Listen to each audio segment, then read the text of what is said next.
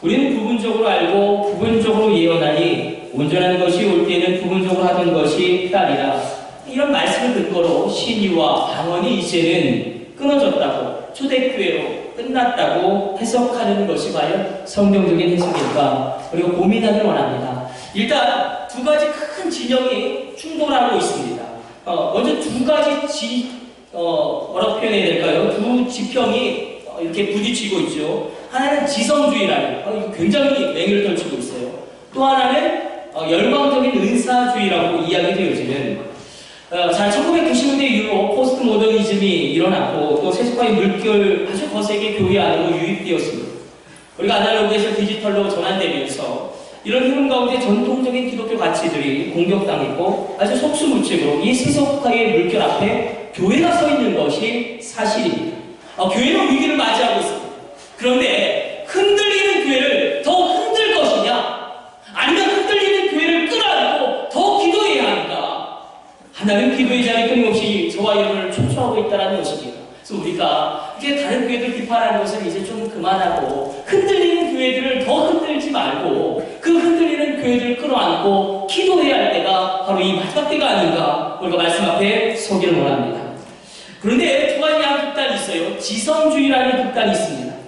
그러니까 성령의 역사를 3단계로 구별하였어요. 방언의 역사, 그리고 신유의 역사, 그러니까 방언사역과 예언사역과 신유사역으로 이렇게 3단계로 구별을 하고, 이게 지성주의인데, 다시 말해서 방언사역과 예언사역은 이제 초대교회로 끝났고 지금은 이제는 치유의 사역만 교회가 감당하고 있다. 이런 지성주의 흐름이 있습니다. 이 지성주의적인 신학이요, 유럽의 신학을 꽉 잡고 있습니다. 여러분, 제가 미국에서 유학할 때에 여러분 미국 분들도요 방언으로 기도합니다. 기도해요. 나이 드신 분들 방언으로 기도해요. 굉장히 놀랍게 기도합니다. 근데 유럽에서 온 유학생들 가운데 speaking in tongues 이야기하면 이들이 never happen again 그렇게 이야기해요. 그런 본 적도 없고 그런 것이 지금도 일어나냐 하고 이야기합니다. 이 지성주의가 유럽의 신학을 꽉 잡고 있습니다.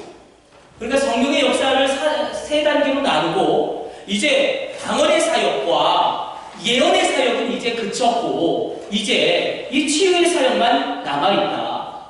과연 이것이 옳은가? 마틴 로이드 존스 목사님도 고민이 많았던 것 같아요. 물론 직접적으로 그렇게 이야기하진 않지만 그분의 책을 읽어보면 이 방언은 이제 초대교회로 끝났다라는 뉘앙스를 표출시키는 부분들이 많이 있습니다. 물론 탁월하게 로마서를 강해하셨고 많은 영혼들을 주님께로 이렇게 이끄셨는데 어떤 한계도 분명히 있었던 것 같습니다. 이번에 고민은 이런 거였던 것 같아요. 영국 교회 가운데, 영국 사람들 가운데 어떤 이 보편성, 복음의 보편성을 강조하다 보니 그런 한계가 있는 것 같습니다. 근데 이 지성주의의 반대에서 이제 나오는 것이 열광적인 은사주의예요. 열광적인 은사주의. 극단으로 나아가는데 이런 겁니다. 방언을 받지 못하면 성령을 받지 못하는 것이다. 이런 식의 해석들이 있지 않습니까? 그런 은사가 나타나지 않으면 구원을 받지 못하는 것이다. 그렇지는 않죠. 여러분, 성령을 받았음에도 불구하고 방언을 못할 수도 있습니다. 얼마든지. 제 친구도 방언 하지 못합니다. 그러나 그 사역을 얼마나 뜨겁게 감당하고 있는지 모릅니다. 방언을 하지 못한다라고 해서 은사가 나타나지 않는다라고 해서 그 사람에게 구원이 없다? 그렇지는 않죠. 우리 구원은 하나님의 살아계신 말씀에 근거하고 있습니다. 주 예수를 믿으라. 그리하면 너와 내 집이 구원을 얻으리라. 에베소서 2장 8절로 너희는 그 은혜로 말미암아 믿음으로 말미암아 구원을 얻었나니 이것은 너희에게서 난 것이 아니요 하나님에게서 난 것이라. 우리의 구원을 말씀이 확증하고 있습니다. 그러나 우리는 이 지성주의와 이 열광적인 은사주의 그 사이에서 성경적인 길을 찾기를 원합니다. 우리가 사도행전을 보게 되면 분명히 사복음서와 사도행전, 요한복음 마지막 장과 사도행전 1장은 넘기는데 1초가 걸리지 않지만 역사적인 시간도 3달밖에 그 기간의 차이가 없지만 사도행전의 제자들과 사도행전의 제자들은 완전히 다르지 않습니까? 그들의 행동이 다르고 그들의 언어가 다르고 그들의 활동 반경이 다르고 모든 것이 달라집니다. 성령의 역사가 일어났다는 것입니다. 그래서 복음서에서 할 수 없었던 일을 사도행전에서 제자들은 행하게 되는데 심지어 베드로가 죽은 다비다를 살리기도 합니다.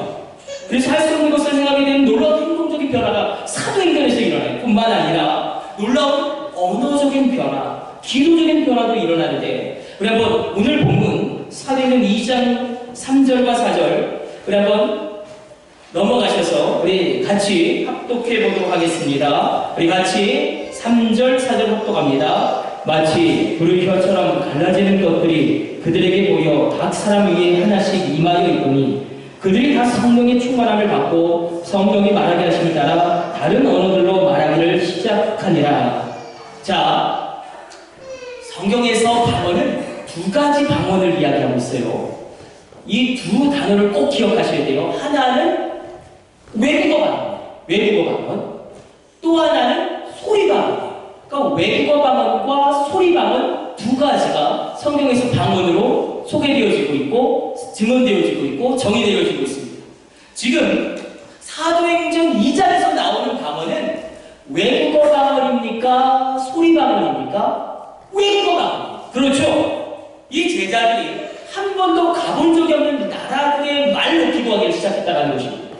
언어적인 방언이에요. 지금도 이 선교사님들 가운데는 그 선교하신 분과의 언어를 배운 적이 없지만 기도하는 가운데 그 언어가 나와서 그 선교지를 떠난 분들이 상당히 많습니다. 우리가 잘 알고 있는 레이지파나 다윗이 장관 스카프레는 목사님은 어떤 사명을 받으시죠. 내가 아시아에서 한국에서 너를 크게 들어쓰겠다. 그런 하나님의 음성을 들으면서 기도하는 가운데 그분이 한국에 와 보신 적도 없고 한국어를 배운 적도 없는데 기도하는 가운데 이 한국어로 기도하게 되는 한국어 방언이 터지고 말미암아 그분의 사역의 현장 가운데 놀라운 혁신적인 이 전환점이 되어버립니다. 그래서 사도행전 2장에 나오는 방언은 외국어 방언이에요. 근데 외국어 방언이 있다면 또 우리가 읽었던 고린도전서 12장에 나오는 소리 방언이 있습니다. 이것은 외국어를 말하는 것이 아니라 다른 음절과 다른 발성과 다른 소리와 새로운 음절들이 반복되어지고 또 변화되어지면서 나오는 어떤 소리의 그런 방언을 우리가 볼 수 있습니다. 그래서 우리 장로님들, 권사님들, 우리 집사님들 방언은 거의 소리 방언입니다. 그래서 우리 한번 그것을 어떻게 이야기하고 있는지 고린도전서 12장 10절로 가서 다시 한번 본문 말씀 읽어보도록 하겠습니다. 은사를 이렇게 이야기합니다. 합독합니다. 어떤 사람에게는 능력 행함을, 어떤 사람에게는 예언함을, 어떤 사람에게는 영들 분별함을, 다른 사람에게는 각종 방언 말함을, 어떤 사람에게는 방언들 통역함을 주시나니. 자, 여기서 이야기하고 있는 방언은 통역이 가능한 방언이기 때문에 이것은 외국어 방언이 아니라 소리 방언입니다. 고린도전서 13장 1절로 한번 올라가셔서 한번 같이 읽어보도록 하겠습니다. 같이 합독합니다. 고린도전서 13장 1절 같이 합독합니다. 내가 사람의 방언과 천사의 말을 할지라도 사람이 없으면 소리나는 구리와 우리는 꽹과리가 되고. 여기서 끊어보죠. 사람의 방언 그리고 천사의 말 두 가지 단어가 동등하게 대등하게 나오고 있습니다. 이것은 무엇이냐면 사람의 방언은 이게 외국어 방언을 의미할 것입니다. 천사의 말은 소리 방언을 의미할 것입니다. 이렇게 고린도전서 13장 1절은 방언을 두 가지로 표현하고 있습니다. 어렵죠? 그래도 딱 붙들고 가시면 돼요. 외국어 방언이 있다, 소리 방언이 있다. 우리가 한번 방언에 대하여 이렇게 생각해 봅시다.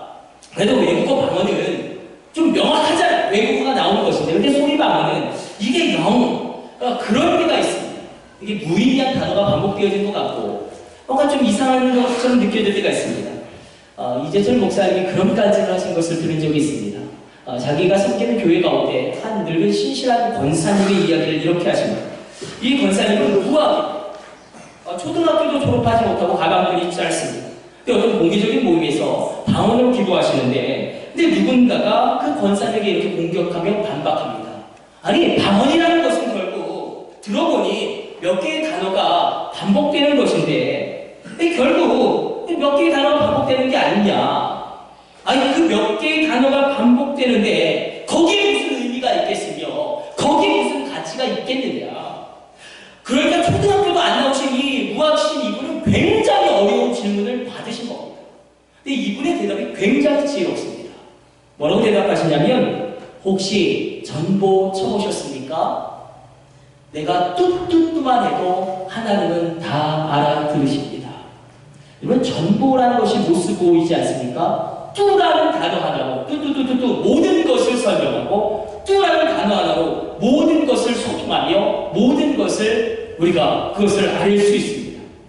우리가 너무 쉽게 다른 사람을 판단하고 정죄하는 경향이 있습니다.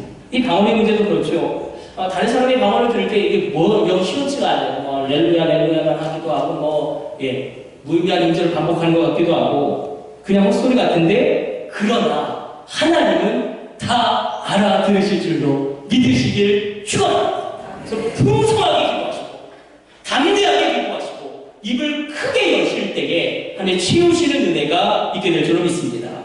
우리 한번 고린도전서 12장 전체의 문맥을 생각하면서 우리 7절로 11절까지 우리 다시 한 번만 같이 집중해서 읽어보도록 하겠습니다. 같이 합독합니다. 각 사람에게 성령을 나타내심은 유익하게 하려 하심이라. 어떤 사람에게는 성령으로 말미암아 지혜의 말씀을, 어떤 사람에게는 같은 성령을 따라 지식의 말씀을, 다른 사람에게는 같은 성령으로 믿음을, 어떤 사람에게는 한 성령으로 병 고치는 은사를, 어떤 사람에게는 능력 행함을, 어떤 사람에게는 예언함을, 어떤 사람에게는 영들 분별함을, 다른 사람에게는 각종 방언 말함을, 어떤 사람에게는 방언들 통역함을 주시나니 이 모든 일은 같은 한 성령이 행하사 그의 뜻대로 각 사람에게 나누어 주시는 것이니라.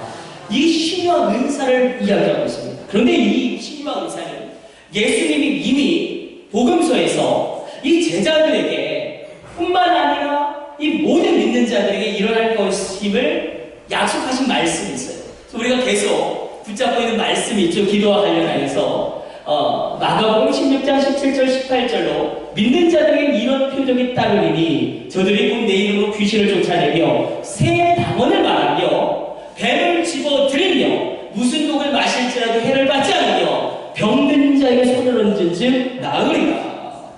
믿는 자들에게는, 목사님들에게는, 선교사님들에게는 이게 아니라 모든 믿는 자들에게는 이런 표적이 일어난다. 내 이름으로 귀신을 쫓아내며 새 방언을 말하며 뱀을 집어들며 무슨 독을 마실지라도 해를 받지 아니하며 병든 자에게 손을 얹은 즉 나으리라. 그러니 이게 왜 중요하냐면, 자 보세요. 마가복음에서 예수님이 이제 믿는 자들에게 일어날 표적을 예언하고 있는 것입니다. 미래의 일을 말씀하고 있는데, 그런데 이게 문법적으로 충돌이 있거든요.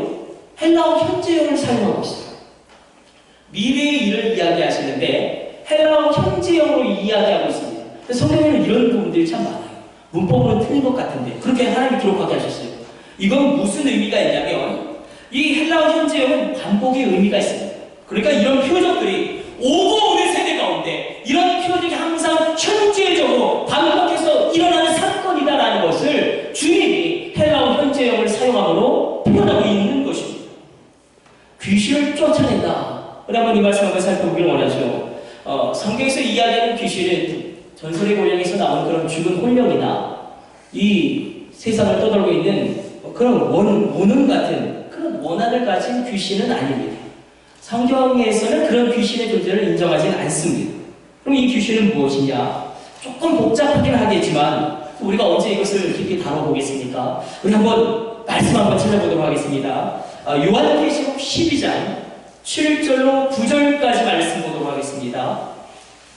요한계시록 12장 7절로 9절까지 말씀. 자, 요한계시록은 시제가 혼합 시제가 사용된다고 우리가 살펴보았죠. 과거와 현재와 미래 시제가 혼합되어져 있어요. 굉장히 독특한 특성이에요. 그러니까 다시 말하면 지금 12장 7절에서 9절까지 말씀은 창조 이전에 있었던 그런 하늘의 전쟁을 이야기하고 있습니다. 자, 7절로 9절까지 말씀 같이 합독합니다. 하늘에 전쟁이 있으니 미가엘과 그의 사자들이 용과 더불어 싸울세. 용과 그의 사자들도 싸우나 이기지 못하여 다시 하늘에서 그들이 있을 곳을 얻지 못한지라. 큰 용이 내쫓기니 옛뱀 곧 악이라고도 하고 사단이라고도 하며 온 천하를 꿰는 자라. 그가 땅으로 내쫓기니 그의 사자들도 그와 함께 내쫓기니라. 일단 사단이라는 존재가 등장하고 있는데, 사단의 이름이 네 가지로 나오고 있죠. 사단, 옛뱀, 용, 온 천하를 꿰는 자. 그럼 언제나 사단은 단수로 표현되고 있습니다. 태초 이전에 있었던, 다시 다시 말하면 시간이 생기기 전에 있었던 영적 전쟁을 이야기하고 있어요. 하늘의 천사장 미가엘과 그의 천사들이 누구와 더불어 싸우냐면 사단과 그의 사자들과 더불어 싸웁니다. 그런데 그의 사자들, 이 헬라어 원어로 보면 앙갈로이, 천사들. 여러분, 사단의 이름은 무엇입니까? 사단의 이름이 써있죠. 고린도후서 11장 4절로 이렇게 기록되고 있습니다. 사단의 이름이 그렇게 써있어요. 이것은 이상한 일이 아니라 사단도 자기를 광명의 천사로 가장하나니, 광명의 천사, 이걸 라틴어로 표현하면 루시엘일 것입니다. 이 광명의 천사 루시엘이 타락하여 루시퍼가 됩니다. 자, 귀신은 그래서 이 타락한 천사자, 이 루시퍼, 사단을 따라 하나님을 대적한 천사들입니다. 그럼 그들의 규모가 어느 정도였을까? 성경은 굉장히 이런 부분에 대하여 세세하게 우리에게 알려주고 있습니다. 한번 요한계시록 12장 3절과 4절 그 위로 한번 올라가서 읽어보도록 하겠습니다. 3절과 4절 같이 합독합니다. 하늘에 또 다른 이적이 보이니 보라한 큰 붉은 용이 있어 머리가 7이요 뿔이 10이라 그 여러 마리의 7 왕관이 있는데 그 꼬리가 하늘의 별 3분의 1을 끌어다가 땅에 던지니라. 자, 여기 보면 용이 나옵니다. 그런데 그 꼬리가 누구의 꼬리입니까? 용의 꼬리예요. 그래서 용은 누구라고요? 앞서 우리가 살펴보았죠. 사단. 그래서 사단이 하늘의 별 3분의 1을 동원했다는 거예요. 하늘의 별 3분의 1을 동원했다. 따라서 우리가 추정하기는 대략적으로 천사들, 하늘의 별들로 여겨졌던 천사들의 3분의 1 가량이 사단을 따라 하나님을 대적하고 하나님의 징계를 받아 이제 하늘에서 쫓겨나게 되었고 그들이 악한 영들이 되고 그들이 귀신이 되었다. 제가 왜 이 말씀을 드리냐면 여러분, 보이지 않는 세계가 분명히 있다는 것입니다. 바라고 축복하기는 여러분이 보이지 않는 그 심령의 세계에 정돈되어지게 있게 되기를 축원합니다. 여러분의 보이지 않는 그 심령에 힘과 믿음과 강력이 깃들기를 주님의 이름으로 축복합니다. 그래서 우리가 귀신을 쫓아낼 수 있다는 것입니다. 근데 저 보이지 않는 세계가 있다면 저 보이지 않는 세계에 우린 육체를 가지고 있고요. 우린 죽을 수밖에 없고요. 우린 장소와 시간의 한계를 가진 존재입니다. 근데 저 보이지 않는 세계에 우리가 어떻게 영향을 미칩니까? 오로지 저 보이지 않는 세계에 영향을 미칠 수가 있는 것이 있는데 그것이 바로 나의 기도라는 것입니다. 나의 기도는 심지어는 나의 죽음을 초월하여서 저 보이지 않는 세계를 풀기도 하고 막기도 하고 무언가를 준비시키기도 합니다. 그런데 우리가 기도를 통하여 오직 기도를 통하여 유한한 내가 저 보이지 않는 세계를 움직일 수 있는데 여러분, 그렇다고 한다면 이왕에 기도할 바에 강력한 기도하시길 축복합니다. 돌파하는 기도가 있게 되시길 축복합니다. 그래서 이 방언의 특성은 이 강력한 기도라는 것입니다. 이왕에 기도할 거 우리가 방언으로 강력하게 돌파하며 기도하기를 원합니다. 그래서 이 귀신을 쫓아내며 그리고 새 방언을 말하고, 방언은 외국어 방언과 소리 방언이 있다고 말씀드렸어요. 뱀을 집어 올리며 멜리데 섬에서 사도 바울이 놀라운 일을 행하죠. 무슨 독을 마실지라도 해를 받지 않으며. 그럼 또 이렇게 말씀하시는 분이 있어요. 목사님 한번 독 마셔보세요. 제가 이 독을 왜 마셔요? 왜 독을 왜 마셔요? 하나님의 건진과 하나님의 보호하심을 상징하는 건데 자신의 일을 막 시험하고 하나님을 시험하고 어떤 자기의 공명심을 위하여 이런 위험한 일을 하지 말라는 거예요.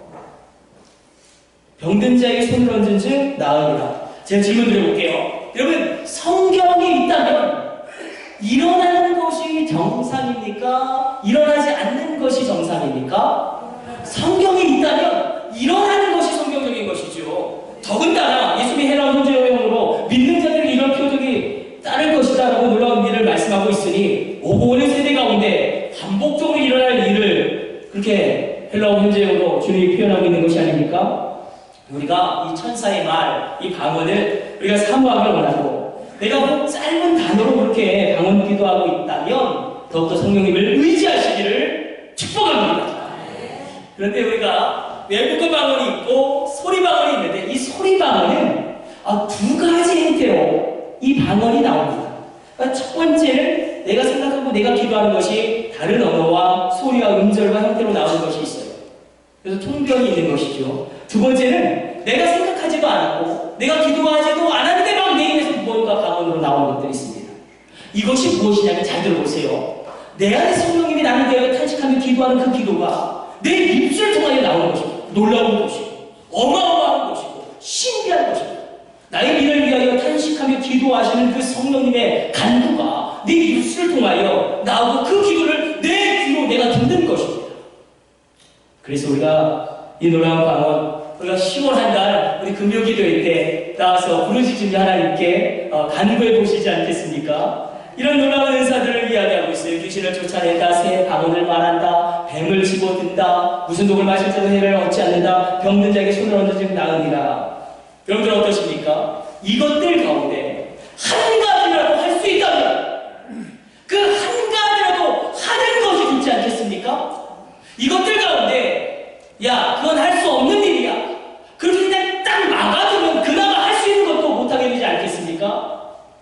물론 성령을 받았음에도 방언을 하지 못할 수 있고 방언을 하지 못한다고 구원을 받지 못하는 것도 아닙니다. 그러나 우리가 할 수만 있다면 이 은사를 누리면 그것이 더 풍성하게 우리 신앙생활을 유지하게 하지 않겠습니까? 물론 우리 가운데 방언을 못하시는 분도 있고 하시는 분도 있고 못하시다가 하시는 분들도 있는데 그런데 나는 지금 어디에 속해 있는 것 같습니까?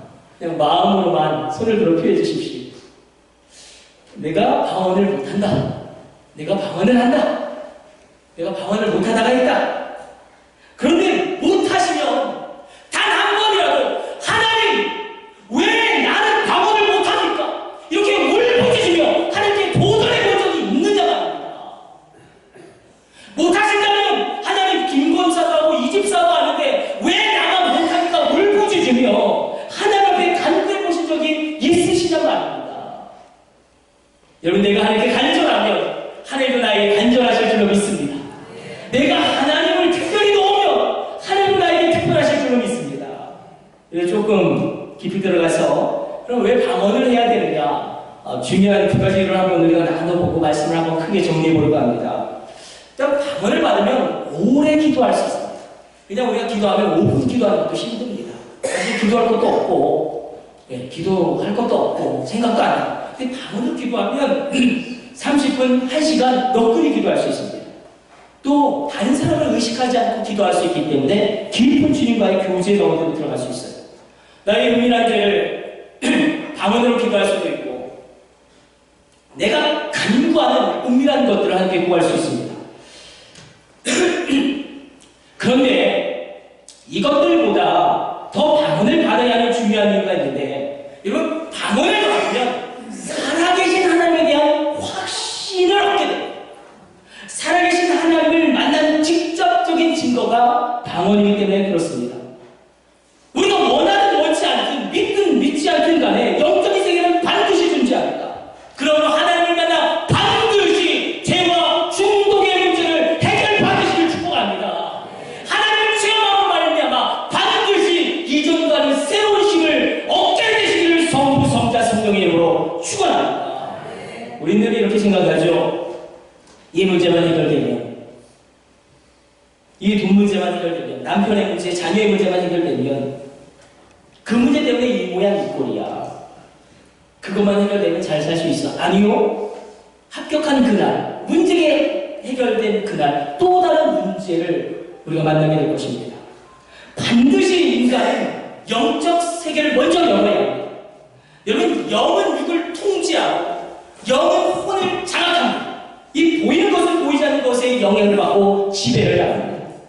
그래서 우리가 여러 가지 많은 시도를 하였지만 10년 전의 고민이 지금도 똑같이 고민이 되신 분이 있다면 5년 전의 슬픔이 여전히 지금 전체로 내 안에 슬픔으로 남아있는 분이 있다면 그러므로 반드시 하나님을 만나셔야 합니다. 그러므로 반드시 하나님을 만나 내가 변화되어져야 합니다. 방언을 왜 받아야 하는가? 다른 모든 이유를 자처하고 살아계신 하나님을 만났다는 직접적인 증거이기 때문에 그렇습니다. 바꿔 말하면 방언을 받은 것은 내가 성령을 받은 것을 확실히 증거하기 때문에 그렇습니다.